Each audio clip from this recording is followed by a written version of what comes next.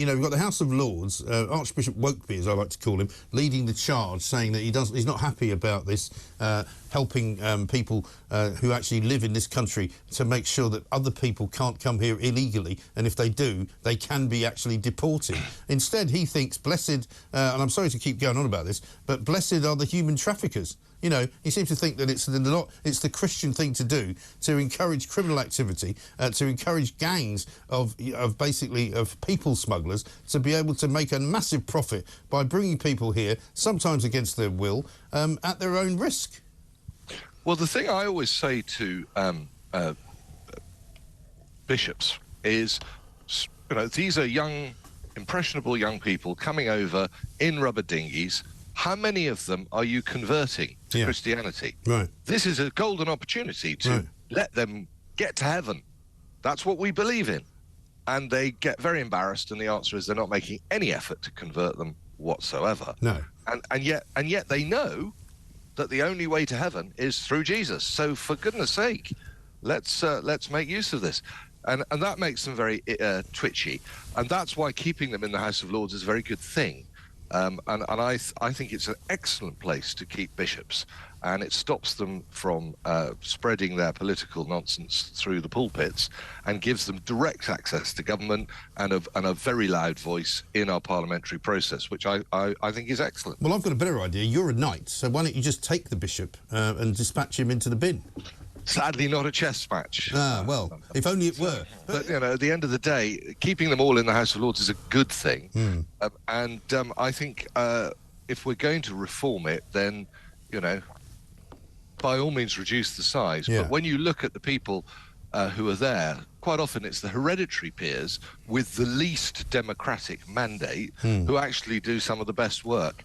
So it's one of those things where be careful what you wish for, because you might well end up with something much, much worse. Yes, no, indeed. Now, one question which I put to Jonathan Gullis, I'm going to put to you as well. Piece in the Mail today, if you've seen it, by Jason Groves, who says far too many Tory MPs have already given up on the next election, and Rishi Sunak needs to shake them out of their torpor before it's too late. And there's a sense, I think, that there's a sort of marking of time going on, and that basically we're told that the business of the House of Commons has kind of slowed down to almost a trickle. Is that what you're finding? I find that really frustrating, because in my constituency there is plenty we need to do, and we touched earlier on the arrival of these single young men who are looking to work here in the asylum system. I think that my sense from when I've been canvassing and out in my patch is that we want more Conservative policies, and my colleagues are very willing to deliver those. And so I'm looking to Rishi, who I think is a wonderful Prime Minister, to reshuffle the team so that our ministerial colleagues get on with delivering what we know works. And that means growing our economy, cutting our debts, fighting inflation, stopping the boats, and cutting waiting lists for hospitals.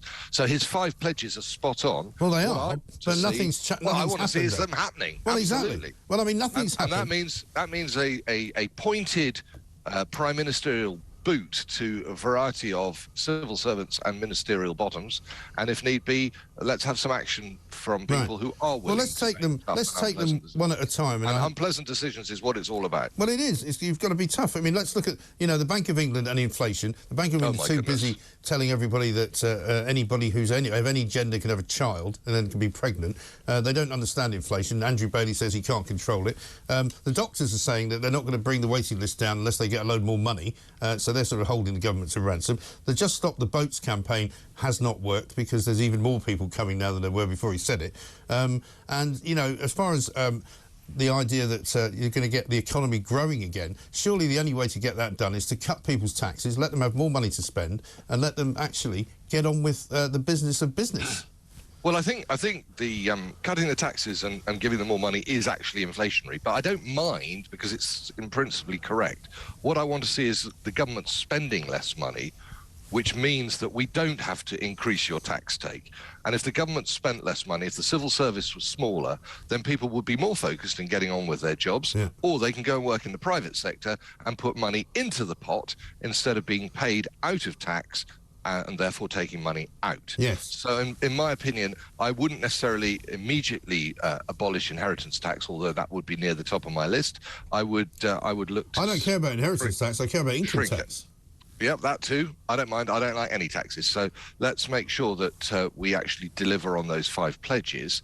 And if that means taking difficult decisions, the best example of which is leaving the ECHR, then we'll have to do it. Yeah. Because time is running out. And what everybody's forgotten is all these left-wing agitators, which you listed very neatly, think that they're going to get more from a Labour government.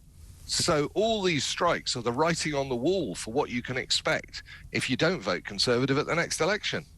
Absolutely right. If you want the NHS to work, then, paying people to go on strike is really a very bad way to do it.